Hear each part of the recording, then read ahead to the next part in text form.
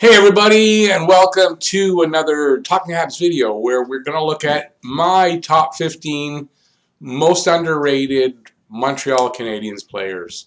It would be players that I've seen play, obviously, so it won't be players from before my time. And these are players that I think are underrated. So you can't leave a comment and say you're wrong. These aren't, because you may have a different opinion, and that's fine. And I'd love it if you'd leave your opinion in the comment section. But remember, these are mine. Okay, and that's all right here at Talking Habs, where everything is dedicated to the Habs and all things hockey. So let's get right into it. So these are players that I feel are underrated. Maybe there are players that I underrated and I didn't think they were as good as they are, or people in general did. And yeah, so they make my list. So let's get started. The first player on my list is a typical small, talented forward that Montreal just loves, and has always, it seems. And that's Stéphane Lebeau. Stéphane Lebeau was a center, but he was on the small side. I think somewhere around 5'10". He wasn't a big guy, that's for sure, but talented. He played here from 1988 to 94, 313 games played, 104 goals, 139 assists for 243 points. I want to say just a very talented guy. He could shoot, a very fast skater, so like a speedy, talented, small forward that Montreal always loves. He could score really timely goals, and just a great little player, and very underrated because of his size, I think. Personally, I think that. And if he was a bit bigger, he'd have had better numbers too. Next up on the list, when he was drafted, I believe it was Serge Savard's first season as general manager. And I think we were all surprised, and we didn't know who this guy was. Peter Svoboda. Kind of a, I don't know how tall he was, but he's tall, lanky, kind of on the skinny side, kind of, because he was really young when he got here. But very talented, honestly, very talented. I just thought a little too small to play defense, especially in those days. Yet he managed. He always managed. Let me give you his numbers. He was here from 1984 to 1992. He played 534 games, 39 goals, 190 assists, 229 points. So he's got the numbers. Now, I don't know if this is right with the penalty minutes, because to me it seems wrong. 761 penalty minutes? That's what I saw listed on Wikipedia. So I don't know how true that is. I didn't dig further. But he was just one of those guys that you always felt, I always felt a little bit leery that he was out there in big moments, but he always came through. He was a good defenseman. I think he was one of those guys that I underrated more than everybody else did. Next up, I want to say another Montreal Canadien, but they're all Montreal Canadiens. Yeah, I'm not spelling it right. Okay, this is Mike McPhee. Hard-nosed forward. He was a left winger. He was here from 83 to 92. Played 581 games, and very balanced guy. 162 goals, 162 assists. Can't get any more balanced than that. 324 points. And just to keep out his balanced and even numbers, the guy played the 581 games and had 581 penalty minutes. He was a hard-nosed guy. He'd fight. He's hard-nosed. Tough kind of player, but he could score. He could get you points when you needed them. As you can see, by 162 goals, that's not too bad. And I think it was a third line, but just a hard-nosed, good player that I think was better than most people thought. Next up, this guy was really kind of an underdog. He had 2 stints with Montreal. That's Benny Brunet. Not a big scorer. Not overly big. Like, I believe he was a 6'2", something like that. I think he was in the 6'1", 6'2", so not a small guy. Not overly talented. He was a left winger. He was here twice in 88, 89, and then 1990 to 2002. He played in 494 games, 92 goals, 149 assists, 241 points. Basically a half a point a game player. Good solid player, third liner, can check, kill penalties, and still put in some points, give you that secondary scoring. So Benoit Brunet, underrated. Good player. Not a star, but still a good player. Next up, this guy had a role to fill that was impossible when he got here. I'll tell you in a sec. Jocelyn Thibault. Now, Thibault was the guy that they traded. They got in the Patrick Watt trade. A goaltender coming back in that Patrick Watt trade, you knew. Well, we didn't at the time, but I mean, it made sense. He wasn't going to have an easy time. We weren't going to like him. It was impossible to come in and replace Patrick Watt, and the first guy, especially the guy traded for him, wasn't going to have an easy time, and that's what happened with Thibault. But Thibault was a lot better than we really gave him credit for, I think, when you look back and look at his record and all that. So I think he was very underrated by most Habs fans because of the fact that he came here in the Watt trade. So he was here from 95 to 99, played 156 games, went 67, 56, 24, and 7. Well, sorry, I'm going to do that again. 67, 56, and 24 with 7 shutouts, with a 273 goals against and a 908 save percentage. So not bad numbers, especially for the time, and on not a great team at that point. So I think Jocelyn Thibault was a better goaltender than we gave him credit for. Next up, this guy was a defenseman. When he fired the puck, he had a wicked shot. Problem was, you didn't know where it was going to go. You didn't know how high it was going to be, how low, where it was going to go. He didn't know. He had a wild shot, but a wickedly hard shot. Not Shea Weber, but not that far off. So that's Gaston Gingras. He was here from 79 to 83, and he came back in 85 to 88.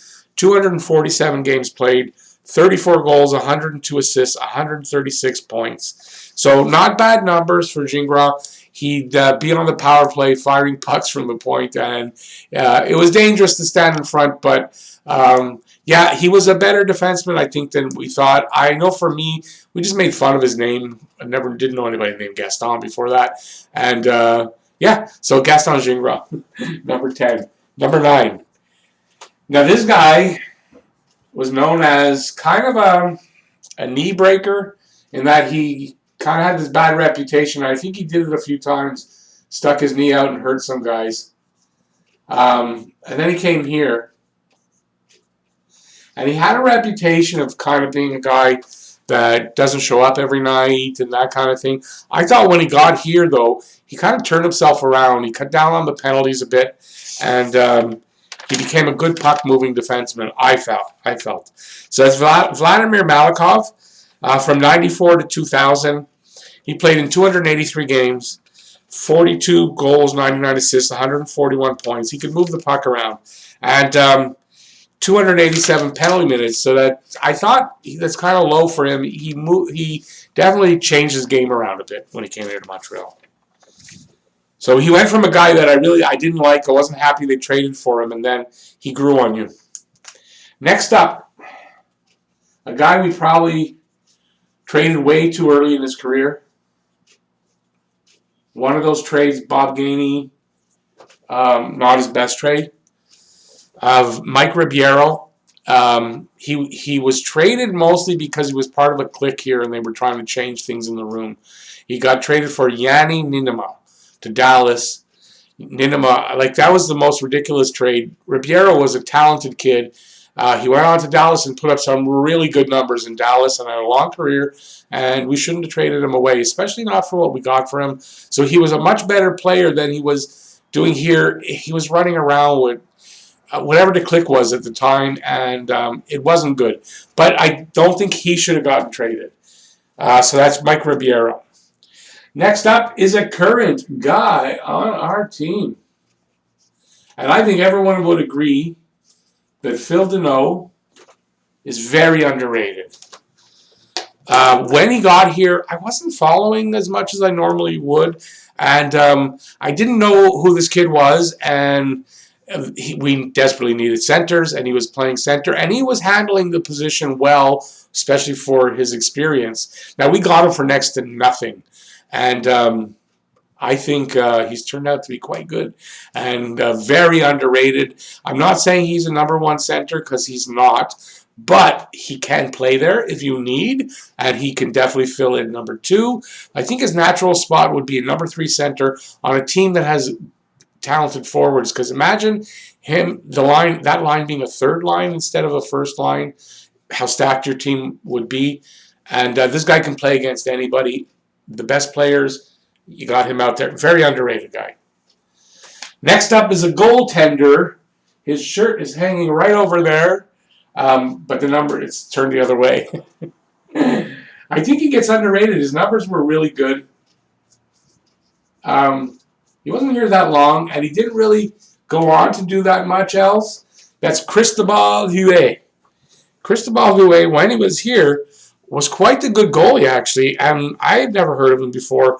Anyways, I think he was underrated, not necessarily by me, but I think by the league for the time he was here in Montreal. So he was here from 2005 to 2008. He played 117 games, 58, 39, 13, 11 shutouts, a 2.53 goals against, and a 9.20 save percentage. That's good numbers.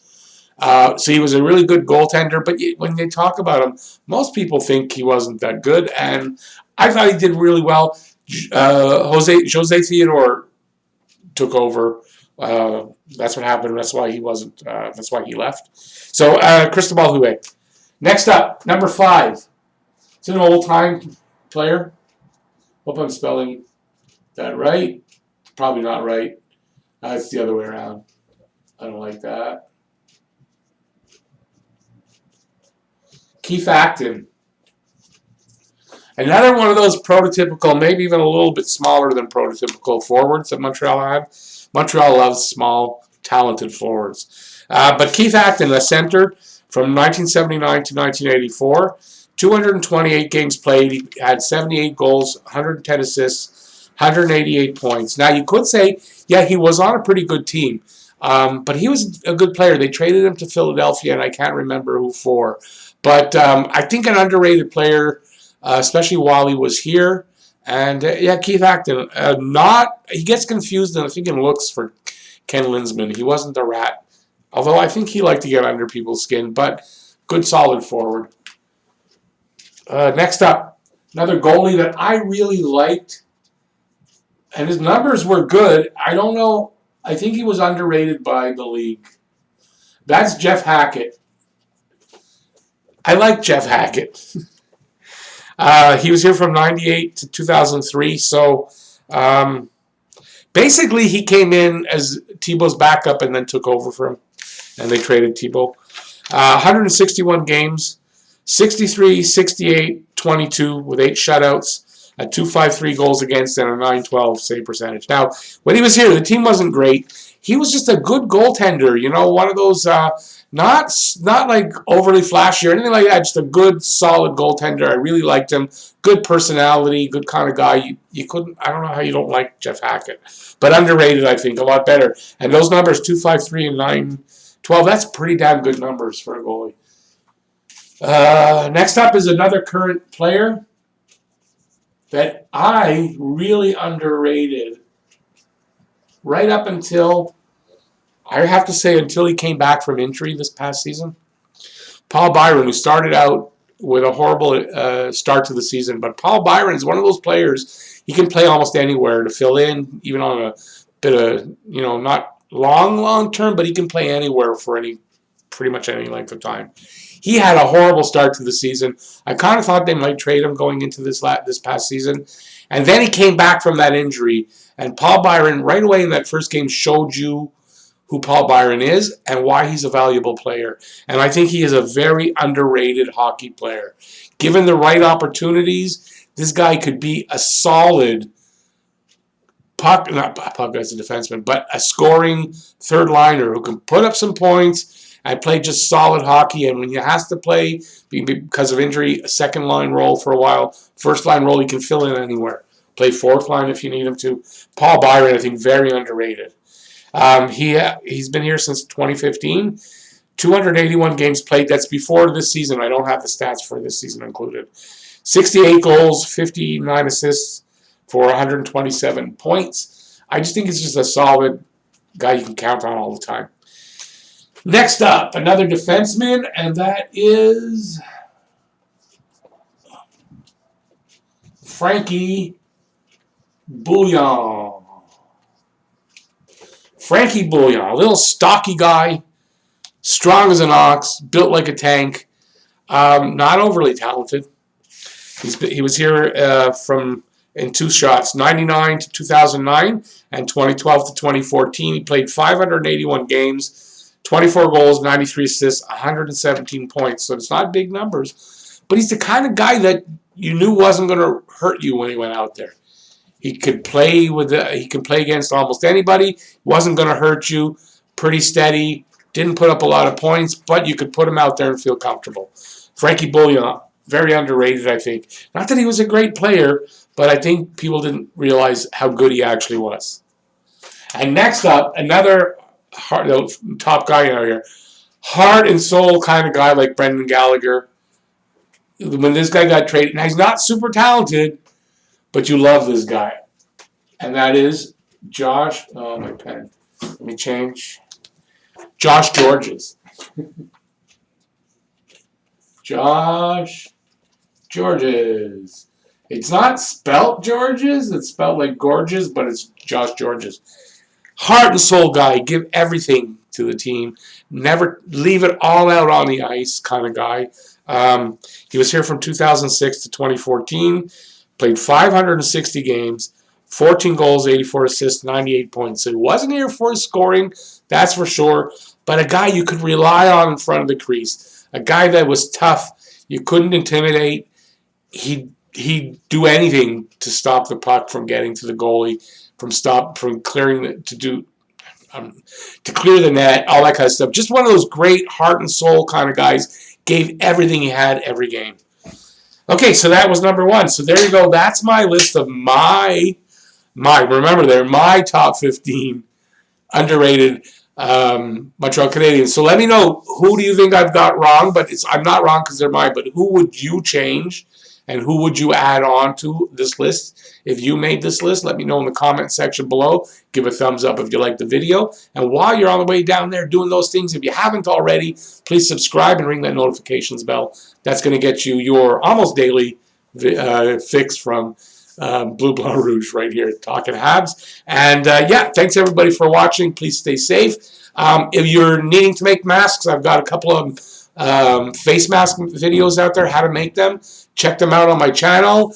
And that's it. Peace out, everybody. See you next video.